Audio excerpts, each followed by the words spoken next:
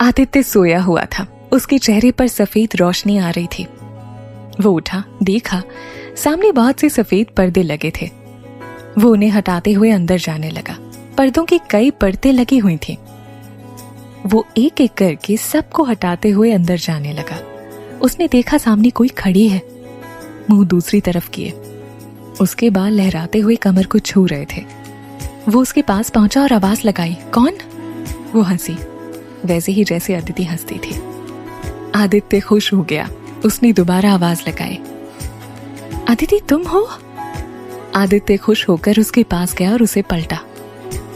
उसने आदित्य का हाथ अपने सीने पर लगाया और धड़कनें सुनाई। जैसे ही आदित्य ने उसका चेहरा देखा, वो जोर से चीख पड़ा। उसकी आंखें एकदम सफेद और चेहरे पर लकीरें उभर आईं और वो ऊपर देखकर जोर से चीखी। आदित्य घबरा के उठ गया। पूरी रात में वही था, तू आई क्यों नहीं? माना कि कुछ मजबूरी रही होगी, पर क्या इतनी बड़ी कि बेवफा बनना पड़ा? उसके बाद 6 दिन जब तक यहाँ रहा, तुझे पागलों की तरह न जाने कहां कहां ढूंढा। कितने मेडिकल कॉलेज छाने, पर तूने अपना नाम तक तो पूरा बताया नहीं था, न मेडिकल कॉलेज का पता था। आदित्य की आंखें सूनी सी हो गईं। एक मलाल दिल में रह गया कि अदिति, तुझसे प्यार करके कहीं कोई गलती तो नहीं की थी? क्या तू सच में थी या एक वहम मात्र? अदिति, अदिति, क्या इश्क कितना कमजोर था मेरा? या तुझे जाने बिना तुझे चाहने की सजा मिली है मुझे? देख, अब तेरी वजह से मैं किसी और से प्यार नहीं कर पाऊंगा। तूने अपने ट्रस्ट इशू मुझ में डाल दिए हैं, मेरी जिंदगी का हिस्सा बनके एकदम से गायब। सुना था प्रेम कहानियों के अंत अच्छे नहीं होते, पर इतने भयावह कि रात की नींद और दिन का सुकून सबको ही अपने साथ ले जाए। अब तो शेरों शायरियों को सुन के दिल बहला लेता हूं। सही कहा है किसी ने, कभी किसी को मुकम्मल जहां नहीं मिलता, कहीं जमीन तो कहीं आसमान नहीं मिलता। पूरे 2 साल गुजर चुके थे। आदित्य IPS ऑफिसर बन चुका था। 1 साल की ट्रेनिंग और फिर दिल्ली पोस्टिंग के बाद उसका मुंबई में ट्रांसफर हुआ था। उस समय के बाद आदित्य मुंबई कभी नहीं आया था। अदिति से कभी बात नहीं हुई। हाँ, उसका फोन नंबर लाखों बार ट्राई किया गया। दिल ये मानने को तैयार नहीं कि वो धोखा दे गई, और दिमाग सुनने को तैयार नहीं कि वो सच्ची थी। इसका नतीजा ये था कि आदित्य का गुस्सा जहर बन के निकलने लगा था क्रिमिनल्स पर। मुंबई भी उसका ट्रांसफर उसके सख्त मिजाज की वजह से एक स्पेशल केस को सॉल्व करने के लिए किया गया था। आदित्य उठा, किचन से ग्लास लेकर पानी पिया और अपने 21वें फ्लोर से मुंबई को देखने लगा। अजीब लोगों का बसेरा है तेरे शहर में। अपने दिखते नहीं और जो दिखते हैं वो अपने नहीं। वो देख ही रहा था कि उसका फोन बजा। जय हिंद सर, सामने से आवाज आई। जय हिंद, बोलिए, आदित्य एकदम भारी आवाज में बोला। सर, मैं गणपत म्हात्रे बोल रहा हूँ। वो मैं आपके लिए गाड़ी लेकर आया था। कमिश्नर सर ने कहा था सुबह ही आपको ऑफिस लाने को। सामने से वो बोला। हाँ म्हात्रे, रुको, मैं 10 मिनट में आता हूँ। कहते हुए आदित्य रेडी हुआ और नीचे पहुंच गया। देखा सामने हवलदार खड़ा था। प्रेस वाले के साथ गप्पे लगाने में बिजी था। उसने गाड़ी का दरवाजा खोला और अंदर बैठ के हॉर्न मारने लगा। अरे बाप रे, कहते हुए हवलदार म्हात्रे गाड़ी में बैठा और बोला, जय हिंद सर। चल, आदित्य गुस्से में हाथ दिखाते हुए बोला। ऑफिस के रास्ते में मरीन ड्राइव दिखा। कितनी काली रात थी वो, जिसने आदित्य को पूरा बदल दिया। अब लोगों पे भरोसा नहीं करता था वो। ये आदित्य उस आदित्य से एकदम अलग। Aditya special commissioner of crime branch से मिलने हेडक्वार्टर पहुंचा। कमिश्नर को जय हिंद करके सैल्यूट किया। कमिश्नर बोले, गुड मॉर्निंग आदित्य, जय हिंद एंड वेलकम टू मुंबई। सुना है तुम मुंबई आना नहीं चाहते थे? भाई ऐसा क्या नहीं है हमारे शहर में? कमिश्नर बोले। सर, यहाँ कुछ भी नहीं है, आदित्य ने 2 टूक में जवाब दिया। सर, मैं यहाँ से वापस जल्दी जाना चाहता हूँ, उसने ऐसे ही लाल आंखों से उसे देखते हुए कहा। वेल, तुमने तो खबर टीवी पर देखी होगी, एक सीरियल किलर हमारे पुलिस ऑफिसर को मार रहा है, कमिश्नर बोले।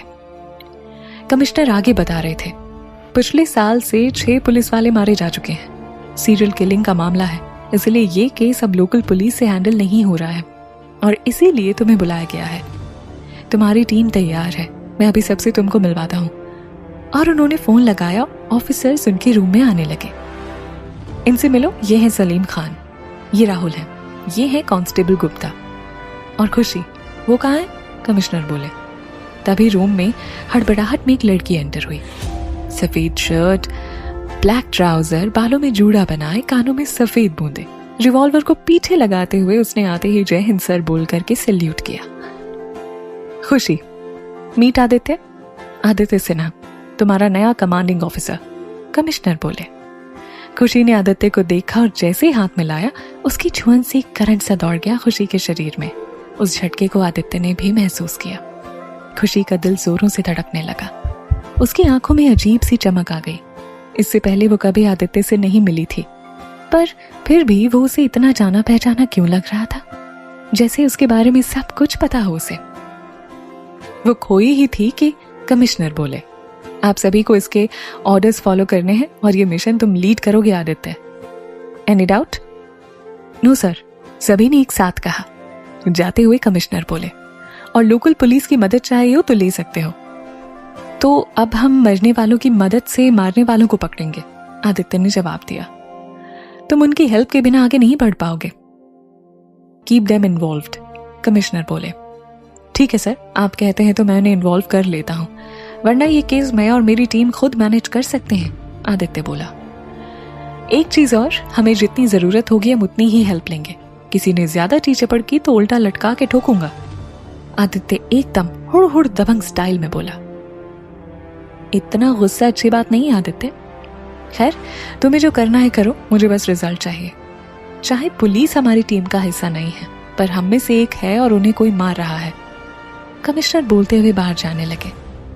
खुशी आदित्य को एक टूक देख रही थी। कमिश्नर जाते हैं, सारे उन्हें सैल्यूट करते हैं। कमिश्नर के जाते ही खुशी आदित्य के पास आई। सर, क्या हम पहले मिले हैं? मुझे तो ऐसा नहीं लगता, आदित्य बोर्ड पर देखते हुए बोला जहां केस की सारी इंफॉर्मेशन लगी थी। सर, मुझे ऐसा फील हो रहा है मैं आपको जानती हूँ, और वो भी बहुत अच्छे से, खुशी बोली। देखिए मिस खुशी, मुझे जानने में अपना टाइम वेस्ट ना करते हुए लोकल पुलिस स्टेशन जाकर इंफॉर्मेशन निकालिए, आदित्य उसे देखकर बोला। सर, इंफॉर्मेशन निकालने में थोड़ा टाइम तो लगेगा, खुशी ने कहा। 1 साल लग गया है, इसीलिए ये केस हमारे पास है। लोकल पुलिस की तरह बहाने मत बनाओ, जाके नट बोल्ट्स कस दो 2 साल की। सारी इंफॉर्मेशन कलेक्ट करो, अपने साथ राहुल और गुप्ता को भी ले जाओ। और सलीम, मुझे तुम्हारी जरूरत है, कुछ फाइल्स देखनी है, तुम आओ मेरे साथ। और हाँ, जाने से पहले सारे कॉन्टैक्ट डिटेल अपडेट करवाओ। कहते हुए उसने फोन निकाला। ओके सर, कहते हुए खुशी और राहुल चले गए। वो दोनों फाइल्स में लगे थे। कुछ घंटों बाद उसे खुशी का फोन आता है। सर, थाना इंचार्ज पाटिल ठीक से कोऑपरेट नहीं कर रहा है। सिर्फ एक थाना इंचार्ज है वो, सख्ती से बात करो, टाइम पास मत करो, जितनी जल्दी हो सके ये केस निपटाना है हमें, गॉट इट? वो रूडली बोला। सर, मैंने सब किया है, पर वो अपनी तोंद पे हाथ फेर के ना बस वड़ा पाव दबा रहा था, सीरियसली नहीं ले रहा, बहाना बना रहा है, खुशी सामने से बोली। वही बहाने आप मुझे क्यों दे रही हैं मिस खुशी? ठीक है, कल सुबह मैं मिलता हूं, आप भी तैयार रहिएगा, आदित्य घड़ी में देखते हुए बोला। लड़की काम वाम करती नहीं, कहां से पकड़ ले आए हो इसे? वो आगे बोला। सर, वो मेरी कॉलेज फ्रेंड है और ट्रेनिंग बैचमेट भी, टॉपर भी है। पहले सब ठीक था, 2 साल पहले उसकी मेजर सर्जरी हुई थी सर, तब से वो थोड़ी बहकी बहकी है। बाकी काम उसकी तरह कोई नहीं कर सकता, सलीम बोला। तुम भी काम पे ध्यान दो जरा, रात हो गई है, तुम घर जाओ, मुझे भी निकलना होगा, कुछ काम है, आदित्य बोला। कल सुबह शार्प 8 बजे रेडी रहना, वो आगे बोला। और ऑफिस से बाहर निकलते ही महात्रे से बोला, चलो घर। महात्रे ने तुरंत गाड़ी स्टार्ट कर दी। आदित्य घर जा रहा था, थकान की वजह से उसने आंखें बंद की। उसे बेचैनी होने लगी। उसे लगा जैसे अदिति बाहर से आवाज लगा रही है। उसने तुरंत आंख खोली और देखा तो बाहर सड़क पर कुछ नहीं दिखा। क्यों दिलो दिमाग में अपना घर बनाया हुआ है तुमने इस कदर? जीने भी नहीं दे रही, मरने भी नहीं दे रही। जब से यहाँ आया हूं बेचैन सा हूं। कसूर तेरे शहर का है या मेरे दिल का? सुनो महात्रे, कुछ गाने चलाओ, वो बोला। हो सर, उसने कहा। वो घर पहुंचा और मैगी बनाकर खाई। घर से रीना जी का फोन आया। उसने कुछ देर बातें की और वहीं सोफे पर सो गया। उसे नींद आ गई। उसे लगा जैसे कोई ट्रक जोर से उसके ऊपर आया। वो हड़बड़ा कर उठा। उसने देखा सुबह के 5 बज गए थे। अब नींद उसे आने से रही। उसने एक्सरसाइज कंप्लीट की, अपनी चाय बनाई। तब तक महात्रे आ चुका था गाड़ी लेकर। वो गाड़ी लेकर निकले और हेडक्वार्टर पहुंचे। वहां खुशी से मिले और खुशी तो जाने किस दुनिया में थी। आदित्य को देखते ही उसके अंदर की वीणा, मृदंग, सितार, सारे वाद्य यंत्र बजने लगते, जैसे इसे जानती हो, इसकी बातें सुनी हो। और जब वो बोलता तो खुशी उसके इंस्ट्रक्शन सुनने की बजाय उसे बस निहारती। ये चीज सलीम नोट कर रहा था। पागल पागल हो गई है क्या?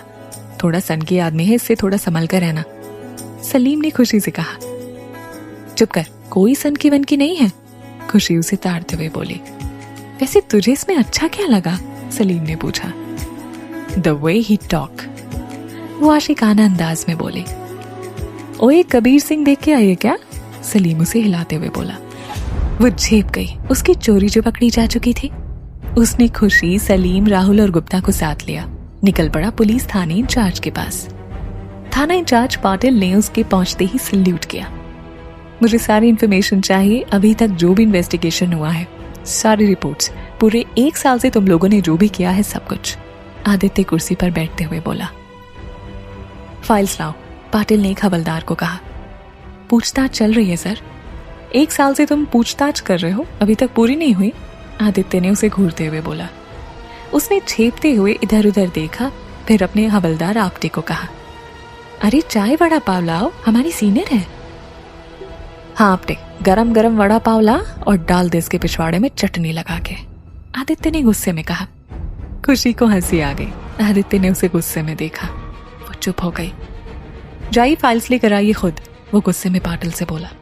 सर, कहते हुए वो अंदर जाने लगा कि हवलदार फाइल्स लेकर आ गया। उसने फाइल्स आदित्य के सामने रखी। उसने फाइल्स देखी और नोट किया, क्रिमिनल एक पैटर्न में मर्डर कर रहा था और फिर बॉडी पार्ट्स और लेटर एक बॉक्स में डालकर कभी स्कूल तो कभी मॉल में रख देता था, फिर पुलिस को फोन करके बताता था। लेटर कहाँ लाकर दीजिए, आदित्य बोला। जी सर, कहते हुए वो लेटर लेकर आया। आदित्य ने लेटर पढ़ना शुरू किया। उसमें लिखा था, क्या करें साहब, काम कोई करता नहीं, शहर में बहुत कचरा हो गया है, उसे साफ तो करना ही पड़ेगा। और उन बॉक्स में बॉडी के पार्ट्स मिलते थे, किसी का हाथ, किसी का पैर, किसी का सर। सारे पुलिस वालों को ही मारा उसने, या किसी और की भी जान ली है, आदित्य ने पूछा। सर, एक डॉक्टर पर भी हमला हुआ था पर वो बच गया, पाटिल बोला। जब कटे हाथों की फिंगरप्रिंट मैच कराई तो हमारे डेटाबेस से मैच होती थी, फिर पता चल पाया कि किसकी बॉडी के पार्ट्स हैं, पाटिल बोला। आदित्य उसे घूरते हुए देखे जा रहा था। सर चाय लीजिए, उसने कहा। आपने चाय लेकर आया, फिर आदित्य की आंखों को देखकर चुप हो गया। लाल लाल गुस्से में भरी आंखें। 2 साल से आदित्य मुस्कुराया भी नहीं होगा, वो बोला। दे दो तुम्हारे पाटिल साहब को, 15 मिनट से कुछ खाया नहीं, कमजोरी महसूस हो रही होगी इन्हें। पाटिल ने डरते हुए हाथ से आपटी को जाने का इशारा किया। और बॉक्स से कोई फिंगरप्रिंट्स मिले, आदित्य ने पूछा। नहीं सर, जब तक हम लोकेशन पर पहुंचते लोग उसे घुमा घुमा कर सेल्फी लेते हुए मिलते। पाटिल बोलते बोलते डर से चुप हो गया। हाँ, समय से पहले पुलिस पहुंचती कहाँ है, कुछ तो काम कर लिया करो तुम लोग, आदित्य गुस्से से भनभनाया। मतलब लीड के नाम पे कुछ नहीं है तुम्हारे पास, वो आगे बोला। बस यहाँ बैठ के वड़ा पाव और समोसे ठूसते रहो। जब वो ऑफिस में बात कर ही रहे थे कि उन्हें सूचना मिली कि एक और बॉक्स मिला है। इस बार आदित्य की टीम वहां पहुंची। मीडिया वहां पहले ही पहुंच चुका था।